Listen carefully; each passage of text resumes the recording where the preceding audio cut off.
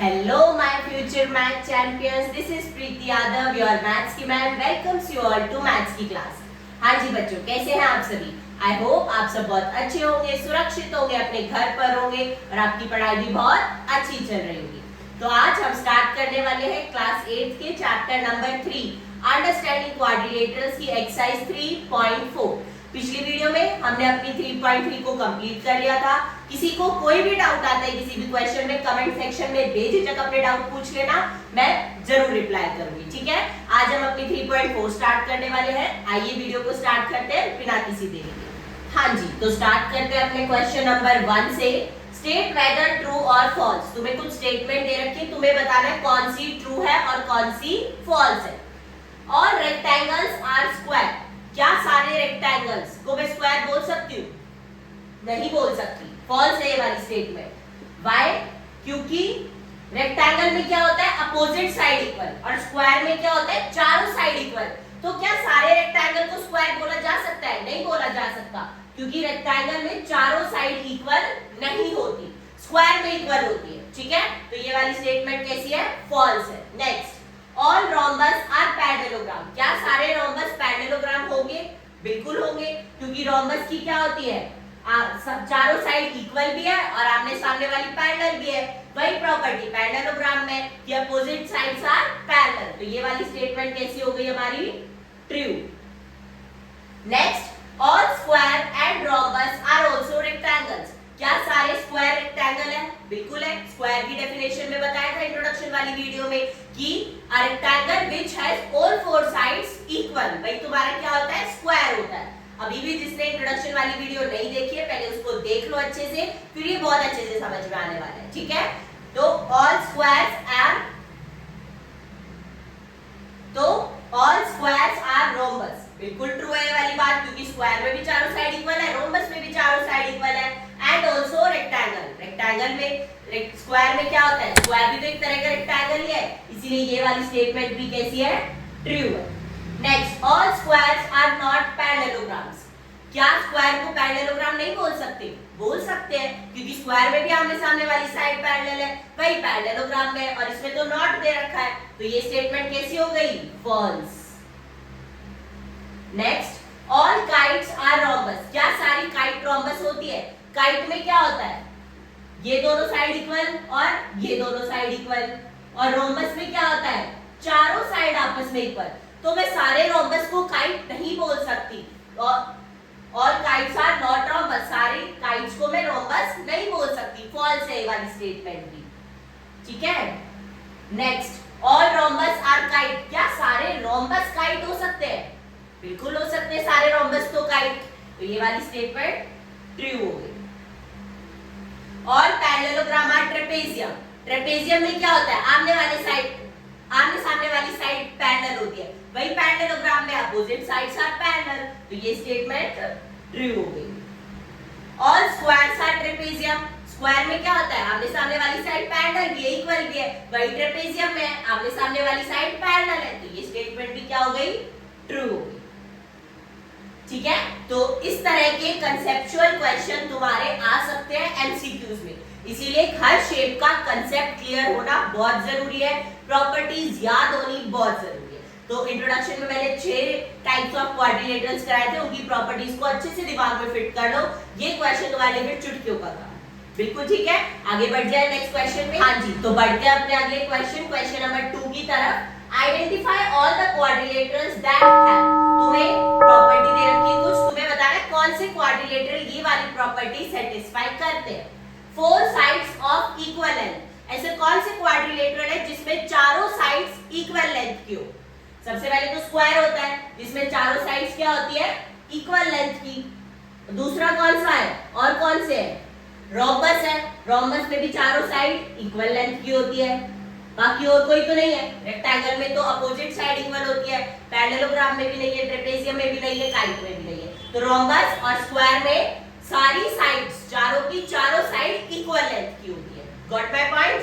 अगला, 4 right angles. ऐसे कौन से क्वाड्रिलेटरल है जिसमें चारों एंगल्स 90 डिग्री के हो? राइट एंगल मतलब 90 डिग्री के. तो एक तो स्क्वायर में all 4 angles are equal and are of 90 degree. Properties अच्छे से ध्यान कर लो, अच्छे से याद कर लो, बहुत काम आएंगी, हर क्वेश्चन में काम आएगी। स्क्वायर और दूसरा रेक्टेंगल। रेक्टेंगल में भी चारों एंगल्स कैसे होते हैं? 90 डिग्री के, और किसी में तो ऐसा नहीं है कि चारों एंगल 90 डिग्री के हो, स्क्वायर और रेक्टेंगल में। ठीक है, बढ़ जाए अगले क्वेश्चन की तरफ जी। Let's move on to our next question, question number 3। Explain how a square is. तुम्हें बताना है स्क्वायर किस तरह से क्वाड्रिलेटरल है। स्क्वायर को क्वाड्रिलेटरल भी कहते हैं, क्यों कहते हैं? क्वाड्रिलेटरल क्या होता है? जिसमें 4 साइड हो, और स्क्वायर भी कैसी फिगर है? 4 साइड की। तो स्क्वायर को एक क्वाड्रिलेटरल भी कह सकते हैं because it is a 4 sided figure, because a square has 4 sides, so it is a quadrilateral. अब बताना है स्क्वायर एक पैरेललोग्राम कैसे है। पैरेललोग्राम में क्या होता है? अपोजिट साइड्स पैरेलल होती है, वही हमारी स्क्वायर की भी प्रॉपर्टी है कि अपोजिट साइड्स पैरेलल है और इक्वल है। तो because in a square opposite sides are parallel, opposite sides are parallel, इसीलिए ये एक पैरेललोग्राम भी है, so it is a parallelogram. Next, explain how a square is a rhombus. Square को एक रोम्बस क्यों कहते हैं?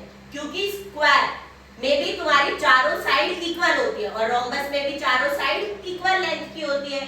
Because in a square, because square is a parallelogram with 4 equal sides, with 4 equal sides.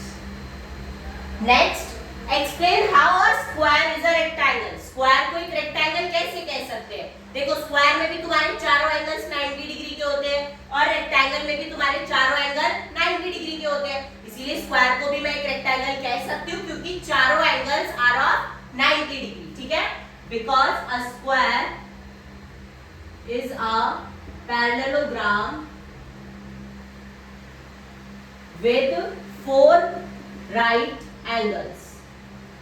Right angles मतलब 90 degree के angles. ठीक है, तो समझ में आ गया क्वेश्चन नंबर 3। अब तुम देख रहे हो ना तुम्हारे सारे क्वेश्चंस प्रॉपर्टीज के ऊपर है, तो प्रॉपर्टीज को याद करना बहुत बहुत बहुत ज्यादा इंपॉर्टेंट है। ठीक है, ऐसे असर्शन रीजनिंग वाले क्वेश्चन बन जाएंगे, ऐसे इस तरह के कंसेप्चुअल क्वेश्चन तुम्हारे बन जाते हैं प्रॉपर्टीज से, तो प्रॉपर्टीज को एकदम फिट कर लो दिमाग में, ये वाले क्वेश्चन तुम्हारे लिए चुटकियों का खेल है। ठीक है, बढ़े नेक्स्ट क्वेश्चन की तरफ। Let's move on to our next question, question number 4। Name the quadrilaterals whose diagonals bisect each other. अब तुम्हें उन क्वाड्रिलेटरल्स के नाम बताने जिनके डायगोनल्स बाइसेक्ट करते हैं एक दूसरे को। बाइसेक्ट करने का मतलब दो इक्वल पार्ट में डिवाइड करते हैं एक दूसरे को डायगोनल्स। कौन कौन से क्वाड्रिलेटरल्स हैं? सबसे पहले तो पैरेललोग्राम हो गया, पैरेललोग्राम की प्रॉपर्टी खोलकर देखो, दोनों डायगोनल्स एक दूसरे को बाइसेक्ट करते हैं। दूसरा रोम्बस हो गया, तीसरा स्क्वायर हो गया, और किसके डायगोनल्स एक दूसरे को बाइसेक्ट करते हैं? रेक्टेंगल के, तो फोर्थ रेक्टेंगल हो गया। Next, whose diagonals are perpendicular bisector of each other। कौन से क्वाड्रिलेटरल्स हैं जिसके डायगोनल्स एक दूसरे को बाइसेक्ट भी करते हैं, मतलब दो इक्वल पार्ट में डिवाइड करते हैं। परपेंडिकुलर बाइसेक्टर, परपेंडिकुलर का मतलब 90 डिग्री का एंगल भी बनाते हैं। जैसे ये तुम्हारा कोई क्वाड्रिलेटरल है, ये डायगोनल्स बाइसेक्ट कर रहे हैं और यहाँ पर 90 डिग्री के एंगल भी बन रहे हैं। ये दो इक्वल पार्ट में तो डिवाइड कर दिया और यहाँ पे 90 डिग्री का भी एंगल बना रहे हैं, उसे बोलते हैं परपेंडिकुलर बाइसेक्टर। तो कौन से क्वाड्रिलेटरल्स हैं जिनके डायगोनल परपेंडिकुलर बाइसेक्टर है एक दूसरे के? रोम्बस है एक, तो दूसरा स्क्वायर। ठीक है, next, whose diagonals are equal। कौन से दो क्वाड्रिलेटरल है वो जिनके डायगोनल्स इक्वल होते हैं? Square and rectangle. ये तो इजी था, स्क्वायर एंड रेक्टेंगल के डायगोनल इक्वल लेंथ के होते हैं। ठीक है, इजी। तो फिर से देखा, प्रॉपर्टीज याद होंगी तो ही आंसर कर पाओगे, बस ये याद होना चाहिए, वही डायरेक्ट आंसर हो जाएगा इनका। तो नेक्स्ट क्वेश्चन पे बढ़ते हैं अपने नेक्स्ट क्वेश्चन, क्वेश्चन नंबर 5 की तरफ। Explain why a rectangle is a convex quadrilateral. Convex polygon क्या होता था? पढ़ा था ना इंट्रोडक्शन में भी, कॉन्वेक्स पॉलीगन क्या होता था? कॉन्वेक्स पॉलीगन वो पॉलीगन है जिसमें डायगोनल्स फिगर के अंदर लाई करते हैं। तो अब रेक्टेंगल को कॉन्वेक्स क्वाड्रिलेटरल कब कहेंगे? देखो रेक्टेंगल है ये, इसके डायगोनल्स बनाओ, फिगर के अंदर बन रहे हैं ना इसके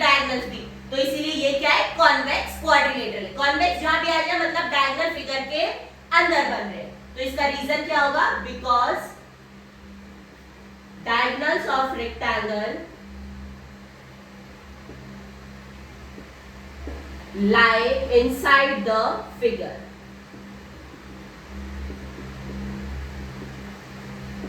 जब भी तुम्हारे डायगोनल्स फिगर के अंदर होंगे तो वो तुम्हारी कॉन्वेक्स पॉलीगन या कॉन्वेक्स क्वाड्रिलेटरल कहलाएगी। ठीक है, easy. Next question, ABC is a right angle triangle. ABC तुम्हारा कोई भी राइट एंगल ट्रायंगल है, इस तरह से A, B और C। ठीक है, and O is the mid point of the side opposite to right angle. Right angle ये है, राइट एंगल के अपोजिट कौन सी साइड है? AC। इसके ऊपर एक O मिड पॉइंट है। मिड पॉइंट का मतलब ये दोनों पार्ट तुम्हारे इक्वल है। Explain why O is equidistant from the point A, B and C। अब तुम्हें बताना है O तुम्हारा सेम डिस्टेंस पे है। कैसे? A से भी ये वाला डिस्टेंस सेम है, ये वाला डिस्टेंस भी सेम है और ये वाला डिस्टेंस भी तुम्हारा सेम है। अब तुम्हें ये चीज शो करनी है। देखो कैसे करेंगे।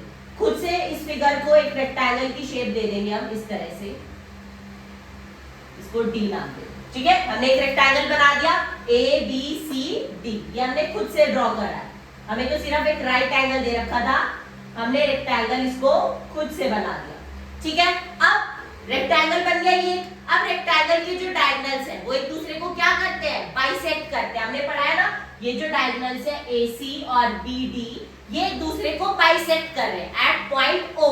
मतलब एक दूसरे के डायगोनल्स को इक्वल पार्ट्स में डिवाइड कर रहे हैं। इसका मतलब OA OC के इक्वल, OB OD के इक्वल। इसी से पता लग रहा है कि O पॉइंट जो है वो A से, C से और B से इक्वल डिस्टेंस पे है। इक्वल डिस्टेंस का मतलब, इक्विडिस्टेंट का मतलब इक्वल डिस्टेंस पे। ठीक है, तो इसको कैसे लिखेंगे?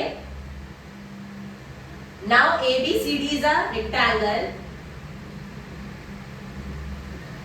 ABCD हमने क्या बना दिया? एक रेक्टेंगल बना दिया खुद से डॉटेड लाइंस ड्रॉ करके। ठीक है, we know that diagonals of rectangle bisect each other। diagonals of rectangle bisect each other। bisect each other का मतलब दो इक्वल पार्ट्स में एक दूसरे को डिवाइड करके। ठीक है, इससे क्या पता लग रहा है? OA OC के इक्वल है, OA equals to OC and OB equals to OD। इसी से हम कह सकते हैं कि O जो है वो इक्वल डिस्टेंस पे है A पॉइंट से भी, B पॉइंट से भी और C पॉइंट से भी और D से भी। ठीक है, जो हमें खुद से ड्रॉ करा है। इजी, समझ में आ गए दोनों क्वेश्चन। इसी क्वेश्चन नंबर 6 के साथ हमारी 3.4 एक्सरसाइज यहीं पे खत्म होती है और चैप्टर नंबर 3 अंडरस्टैंडिंग क्वाड्रिलेटरल्स भी यहीं पे समाप्त होता है। ठीक है, तो वीडियो अगर पसंद आई है, सब क्वेश्चन समझ में आए हैं, कंसेप्ट एकदम क्लियर है, तो वीडियो को लाइक कर देना, चैनल को सब्सक्राइब कर देना और अपने दोस्तों के साथ वीडियो को शेयर जरूर कर देना। तो मिलते हैं आपसे बहुत ही जल्द चैप्टर नंबर 4 के साथ। इंट्रोडक्शन स्टार्ट करेंगे सबसे पहले चैप्टर नंबर 4 का। और किसी को कोई भी डाउट होता है इस चैप्टर नंबर 3 में, किसी भी पॉइंट पे, किसी भी कंसेप्ट पे, किसी भी प्रॉपर्टी क्वाड्रिलेटरल पे, अपने डाउट कमेंट सेक्शन में बता देना। तुम्हारे डाउट्स का रिप्लाई तुम्हें जरूर मिलेगा। ठीक है, और हाँ, अगर तुम्हें मैथ्स के इंपॉर्टेंट क्वेश्चन जानते हैं, मैथ्स की टिप्स, ट्रिक्स, फार्मूला शीट, ये सब चाहिए, तो अपनी मैम को इंस्टाग्राम पे फॉलो कर लेना। इंस्टाग्राम का लिंक तुम्हें नीचे डिस्क्रिप्शन में मिल जाएगा। मिलते हैं आपसे बहुत ही जल्द चैप्टर नंबर 4 के इंट्रोडक्शन के साथ। तब तक के लिए goodbye, take care, Radhe Radhe, bye bye.